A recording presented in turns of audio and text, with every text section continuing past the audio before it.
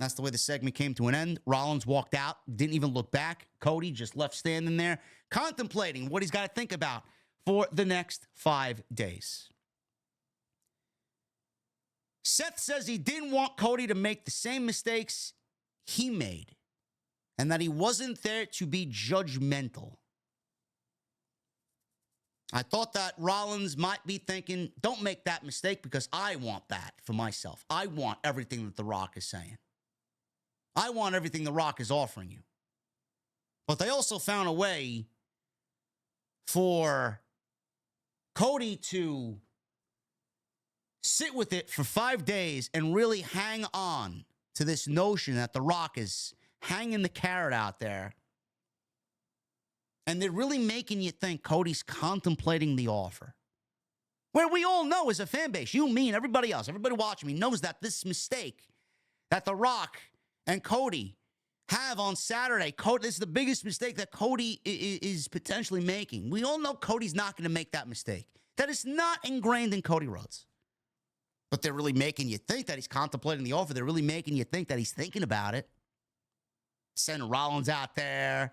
Cody thinks he's judgmental. Rollins is saying, no, I'm not here to judge you, but you can make that decision for you. You can make it if you want. I'm just here for the title. I don't want your soul. I want the title. I don't know.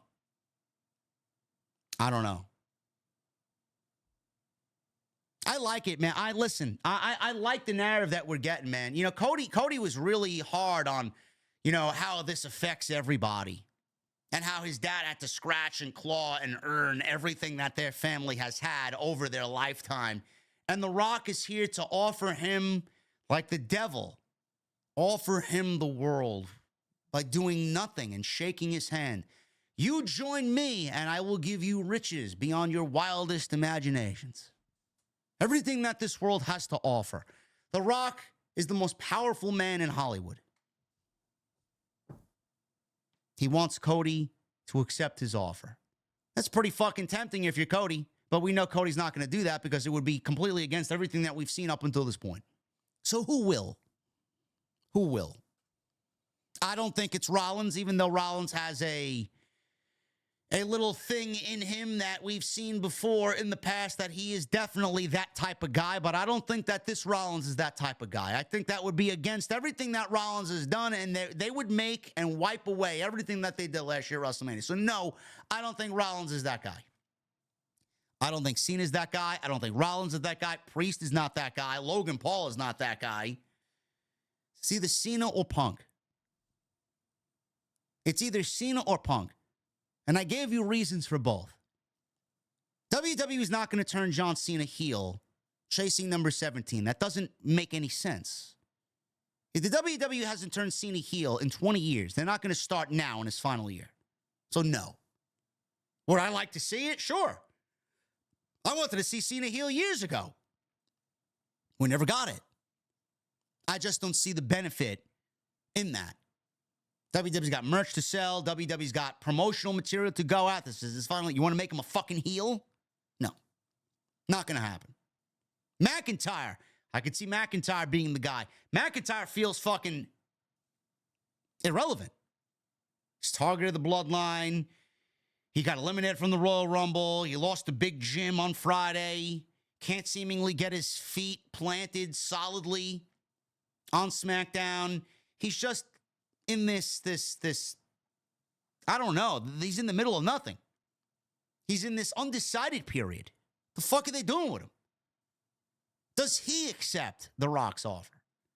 Does Drew McIntyre become The Rock's champion? Do we see Drew McIntyre and Cody Rhodes at WrestleMania?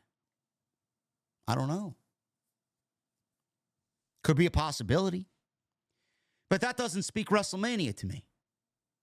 It doesn't. Is that big enough for WrestleMania? There's either one of two things happening here. And I said it on Friday rather. I'm going to say it again tonight. Cody Rhodes is going to say no. So option A is The Rock is going to legitimately beat the shit out of him.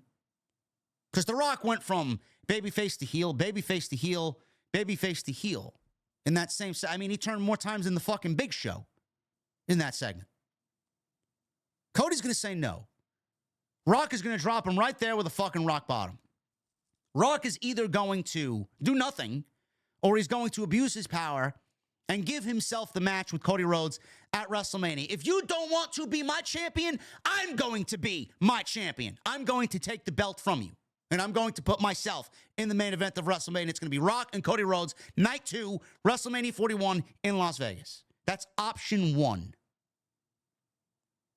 CM Punk wins the Chamber. CM Punk wins the Chamber. And I mentioned what I mentioned before.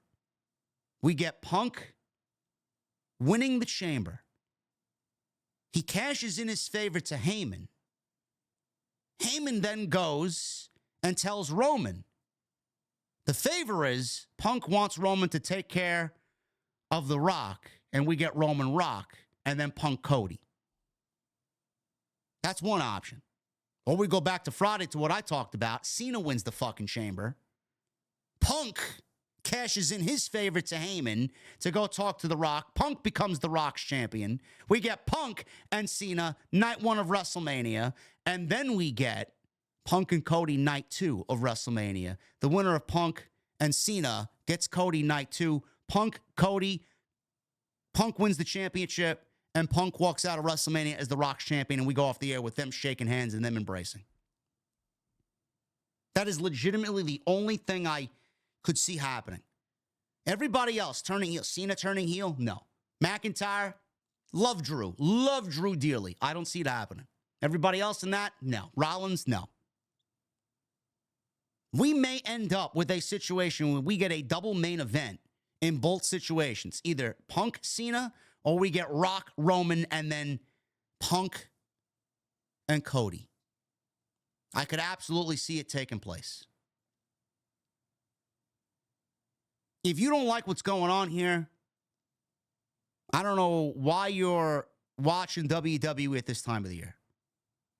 This is exciting stuff to me.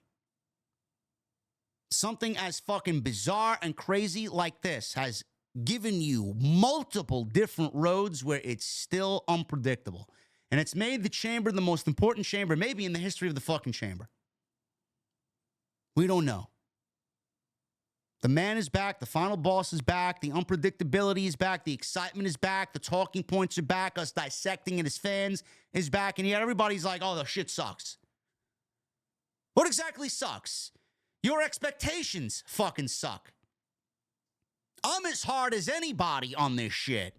And I am willing to look at it through multiple lenses. If you're not excited about the unpredictability that this now presents us, I don't know what the fuck you as a fan want from anything. I don't.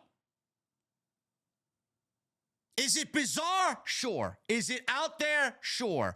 Did they make a mockery of everything that they did on January 6th where Rock and Cody were drinking Terramana backstage? Sure. But there's got to be, I hope to God that everything we've seen is in some weird way it's all gonna fit perfectly when the puzzle is completed. I don't know. I like it. I like it. We'll see what happens. Saturday's going to be one hell of a fucking show. Just based on the story that's going to come out of Toronto, just based on that alone.